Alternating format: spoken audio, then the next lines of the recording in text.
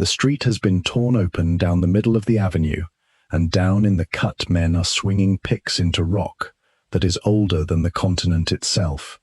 Above their heads, slung on timber cradles across the open pit, run the gas mains, the water pipes, and the sewers of a city of millions, and every one of them is still working, because a city like this cannot be switched off while men dig beneath it. This is New York in the year 1900. This is the first subway, and it has barely begun. No machine on earth can do the work in front of them.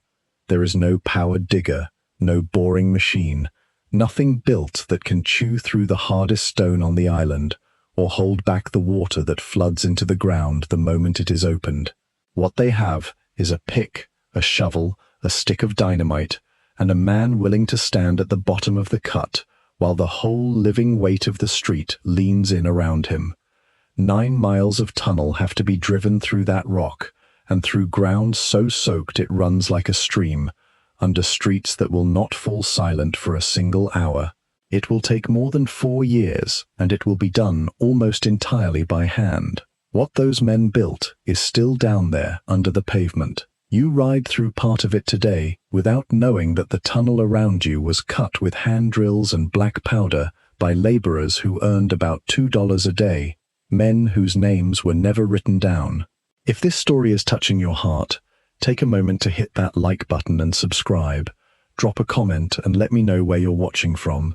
And if a woman in your family came west with nothing and built a home, share her name in the comments. I read every one. By 1900, New York was strangling on its own streets. Elevated railways clattered overhead on iron legs, blocking the light and dropping cinders on the crowds below, and still they could not move enough people. The city had spread the length of Manhattan, and the only direction left to carry the crowds was down, under the pavement, out of the weather and the traffic and the noise. The plan for that underground line came from an engineer named William Barclay Parsons. The contract to build it went to a man named John B. MacDonald, and the money behind it came from August Belmont, a financier who put together the company that would run the trains once the digging was done. What they set out to build had no equal anywhere in America. Most of it would be dug by a method called cut and cover, which is exactly what it sounds like.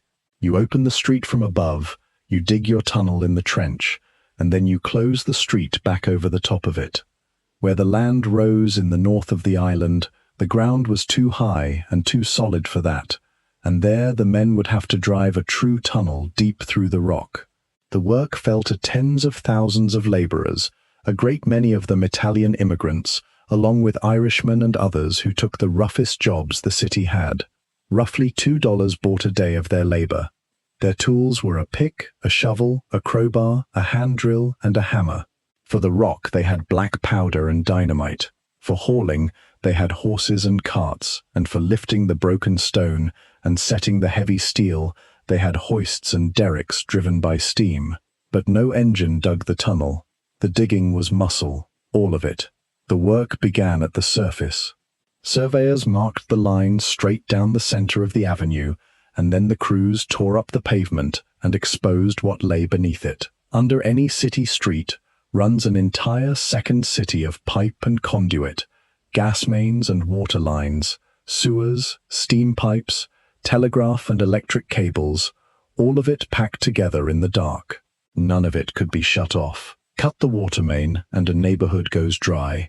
Break the gas line and you risk an explosion under the feet of the men in the trench. So the crews did the thing that still looks impossible in the old photographs. They dug the earth out from under the pipes and left the pipes hanging in the open air, cradled on timber frames strung across the top of the cut, still carrying gas and water and waste over the heads of the men working below. The city above kept its light and its water and never felt the difference. With the pipes secured, the trench went deeper.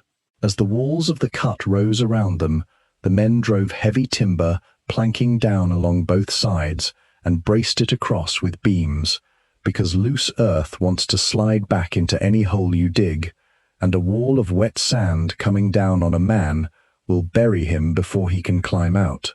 Then they reach the rock. Under much of Manhattan lies a hard grey stone called schist, and it does not yield to a shovel. To break it, one man held a length of steel drill against the face, while another swung a hammer, striking the head again and again, turning the steel a little after each blow, driving the hole in by hand, an inch at a time. It was slow, brutal work, and a missed swing in the dark could shatter a man's hands. Into those finished holes went the black powder or the dynamite. The charges had to be small and carefully placed, because buildings stood a few feet away on either side, and the pipes still hung overhead, and a blast too large would bring down far more than the rock. After each shot, the men went back in with picks and bars, pried the loosened stone free, and loaded it into carts. Horses dragged the spoil up out of the cut, and away through the streets, cartload after cartload, day after day, week after week. Then they drilled the next round of holes and did it all again. Work like this did not stop when the sun went down. Crews worked in shifts around the clock, by the light of lamps strung along the trench, so the line was always moving forward somewhere along its length. Down in the cut the air hung thick with rock dust and blasting smoke. The footing was loose stone and standing water, and a man spent his whole shift bent over a drill or a shovel, with the noise of hammers ringing off the walls on every side. Where there was no rock, there was often something worse. Much of lower Manhattan sits on sand and gravel, with the water table close beneath, and the moment the men dug down to it, water filled the cut. In the wettest ground, the earth itself turned to a kind of quicksand that flowed back into the trench as fast as it was shoveled out. The only answer was to pump, so pumps ran day and night, throwing the water back out of the hole, and still the men often worked in mud to their knees. When the trench was finally open and braced and drained, they built the tunnel inside it. Steel columns went up on concrete footings, steel beams went across the top, and around that frame they formed the walls, the floor, and the roof in concrete, sealing the outside against the water that was always trying to get in. Only then did they cover it back over, lay the pipes down properly in the earth, and repave the street so the city above could forget the hole had ever been there. Through all of this, the city overhead never stopped. Traffic still had to cross the open trench, so the crews laid heavy planking over the cut and let wagons and streetcars and people pass on temporary bridges of wood, while the digging went on in the dark beneath their feet. The work crept forward block by block along the avenue, opening the street ahead of it, closing the street behind, a long wound in the pavement that healed as it moved. If you're still with us on this porch, do this story a kindness. Hit subscribe and turn on the bell. These quiet stories don't get told if you don't share them. Tag someone who loves a true frontier story in the comments. Let them know we're telling these the way they deserve to be told. Not all of the line could be dug from the top. In the north of Manhattan, up around Washington Heights and Fort George, the land rose into high ground of solid rock, far too deep to reach with an open cut. There, the men went underground for real. They drove a tunnel straight through the stone, far below the surface, working at a rock face by lamplight, and pushing it forward the same slow way as everything else, drilling and blasting, and mucking out the broken rock by hand. A heading like that moves only a few feet a day. Every foot of it was stone that had to be shattered, lifted, and carried out before the next foot could begin, and the deeper they drove, the longer the haul back to daylight became. The air down there went stale and heavy with smoke after every blast, and it had to be cleared before the men could go back in and start the next round. Add it all together, and the first line ran close to 9 miles, with about 28 stations along the way, from City Hall in the south up to the neighborhood around 145th Street. Every mile of it was opened, dug, drained, built, and closed by hand over more than 4 years of labor, and it carried its first passengers on the 27th of October, 1904. But a subway, under one island, was only the start of the problem. The city Belmont and Parsons wanted to serve was spread across the water, over the rivers into Brooklyn and beyond, and no trench dug from the surface can cross a riverbed.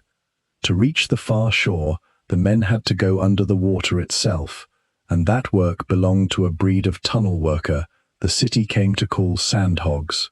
Digging beneath a river is a fight against the water overhead, and the Sandhogs won it. When they won it, with air, they sealed off the working end of the tunnel and pumped it full of compressed air at a pressure high enough to hold the river and the soft mud back from the face while they dug. The men worked inside that pressurized chamber, passing in and out through iron airlocks that let them cross from ordinary air into the pressure and back without letting the river in. The pressure changed everything about the work. It pushed on a man's ears until they ached, thinned his voice to a strange high pitch, and turned the air hot and heavy in his chest. A shift below had to end with time spent inside a lock, letting the pressure come down slowly, because a body that had been squeezed for hours could not simply step out into open air. The men who were rushed, or who did not know better, paid for it. Ahead of them they pushed a great iron shell called a shield, a cylinder driven forward by rams while the men dug out the ground in front of it and bolted up the iron rings of the tunnel behind it. Even with the shield, the ground itself was still taken out by hand. The air held the river back, and the air was also what maimed them. When a man who had spent hours under high pressure came back out to the surface too quickly, the change tore at his body from the inside, locking his joints, folding him double in pain, crippling some of them and killing others. Doctors called it caisson disease. The men called it the bends, and they came to fear the slow trip back out more than the work at the face. Worse still was the blowout.